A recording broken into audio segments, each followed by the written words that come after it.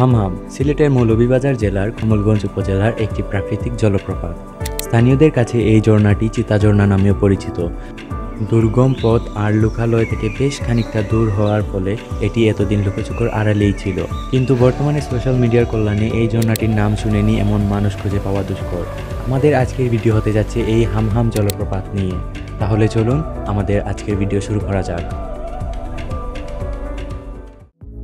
আমাদের আজকের যাত্রা শুরু হয় কমলগঞ্জ উপজেলার শমশেরনগর থেকে। সকাল 7টার দিকে আমরা বেরিয়ে পড়ি হামহাম জলপ্রপাতের উদ্দেশ্যে। শমশেরনগর থেকে হামহামের দূরত্ব 42 কিলোমিটার। সবকিছু ঠিকঠাক থাকলে আমাদের পৌঁছাতে সময় লাগবে 1 ঘন্টা 20 মিনিট।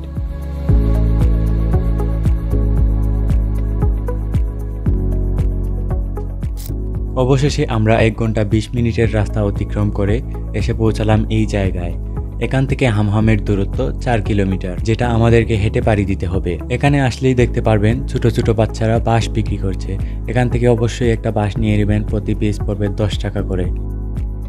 এখন আমাদের হাঁটা শুরু হলো, এবং যাওয়ার আগে অবশ্যই আপনারা পানি এবং কিছু শুকনো খাবার নিয়ে নেবেন। আর আপনারা এখানে আসলে অবশ্যই একজন গাইড নিয়ে নেবেন। আমরা আসলে গাইড নেই নাই, কারণ আমরা যখন গিয়েছিলাম তখন আরেকটা টিম ওইখানে গিয়েছিল। তারা এর আগেও 1-2 বার এসেছিল, যার কারণে তাদের সাথেই আমরা চলে গেছি। আমাদের আর গাইডের প্রয়োজন হয় নাই।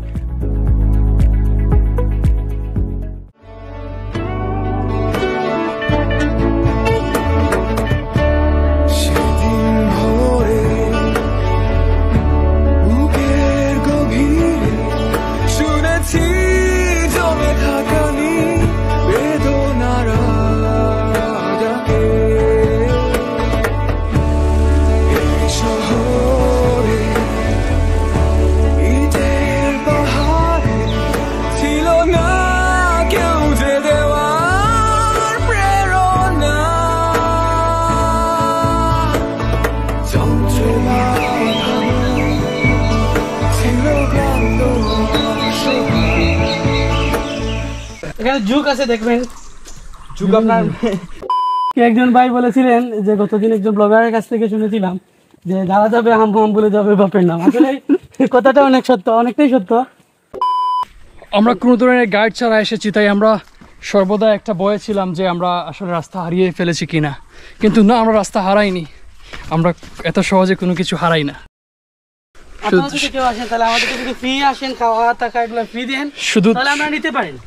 শুধু ধৈর্য ব্যতীত আমরা কিছু তাড়াতাড়ি হারাই না। তো বন্ধুরা, আপনারা দেখতে পাচ্ছেন আমরা কি একটা দুর্গম গিরিপথ দিয়ে যাচ্ছি, এরকম একটা ভয়ঙ্কর একটা রাস্তা দিয়ে।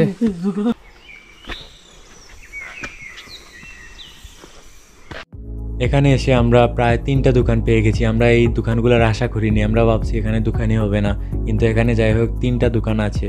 এবং এই দোকানগুলোতে সবকিছুর প্রাইসটা একটু বেশি। সবকিছুর প্রাইস বেশি হবে এটা স্বাভাবিক বিষয়, কারণ তারা এত দূর পাহাড়ি পথ এগুলো নিয়ে আসে তারপর বিক্রি করে। এবং আমার কাছে তারপরও প্রাইসটা কম মনে হয়েছে, তারা আরো বেশি ডিজার্ভ করে। এবং আমরা যতই এগিয়ে যাচ্ছিলাম রাস্তাটা ততই আমাদের জন্য কঠিন হয়ে যাচ্ছিল। পাহাড়ি রাস্তা, একটু উঁচু একটু নিচু, এভাবে করে করে যেতে হচ্ছিল। লাস্টের যে পাহাড়টা ওইটা তো লিটারেলি 90 ডিগ্রি দাঁড়িয়ে আছে মনে হয়, নিচের দিকে তাকানো যায় না, তাকাইলেই ভয় করে, এমন একটা অবস্থা। নামার তো তেমন বড় কোনো বিষয় না, পাহাড় থেকে ইজিলি নামা যায়, কিন্তু আমরা চিন্তা করছিলাম কিভাবে এই পাহাড় দিয়ে আবার উঠবো। ওঠার সময় তো আমাদের এমনিতেই শরীরে এনার্জি থাকবে না, তারপরে এটা উঠা অসম্ভব একটা বিষয় হয়ে যাবে। এন্ড আমাদের ফাইনালি পাহাড়ি উঁচু নিচু রাস্তাগুলো শেষ হলো। এখন আমরা একটা সমতল জায়গায় আসছি, এখানে পানির উপর দিয়ে আমাদের হেঁটে যেতে হবে। পাহাড়ি উঁচু নিচু রাস্তায় হাঁটার থেকে এটা অনেক ভালো।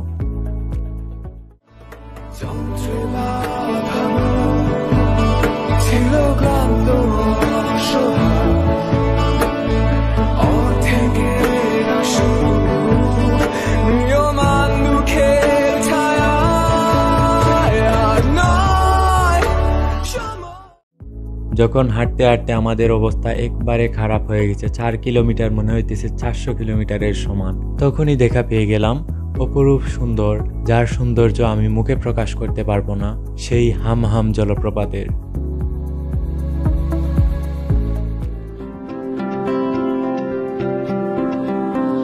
তুমি চাইলে ছুটে যাব পিছু পিছু, হাতে বাড়ালে দিয়ে দেব সব কিছু তুমি চাইলে ছুটে যাব পিছু পিছু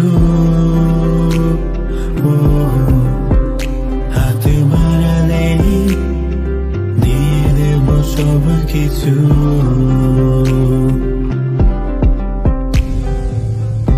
আছো তুমি আমার কল্পনাতে কবে পাবো তোমায় বুকের মাঝে স্বপ্ন দেখি আমি প্রতি রাতে দেখা হবে তোমার সাথে কবে তুমি চাইলেই ছুটে যাব পিছু পিছু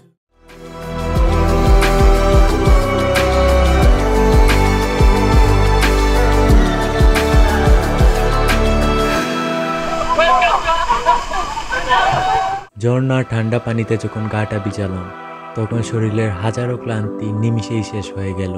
বর্তমান সময়ে আমরা প্রকৃতির সাথে একটি দৃশ্যমান সীমানা প্রাচীর তৈরি করে জীবনযাপন করি। প্রকৃতির সাথে মানুষের এই সম্পর্কহীনতা মানুষকে অসুখী করে তুলছে। মানুষ জীবনযাপন ঠিকই করছে, কিন্তু বেঁচে থাকাকে উপভোগ করতে পারছে না। আমরা যদি একটু সময় বের করে প্রকৃতির কাছে যাই তখন দেখবেন মানসিক একটা প্রশান্তি কাজ করছে এবং ভিতর থেকে সতেজতা অনুভব করছে। তুমি চাইলে ছুটে যাব পিছু পিছু হাতে বাড়ালে দিয়ে দেব সব কিছু এখন বিদায় নিতে হচ্ছে হামহাম জলপ্রপাত থেকে। দেখা হবে আবার নতুন কোনো ভিডিওতে, নতুন কোনো গল্প নিয়ে। ততক্ষণ পর্যন্ত ভালো থাকবেন, সুস্থ থাকবেন। আল্লাহ হাফেজ।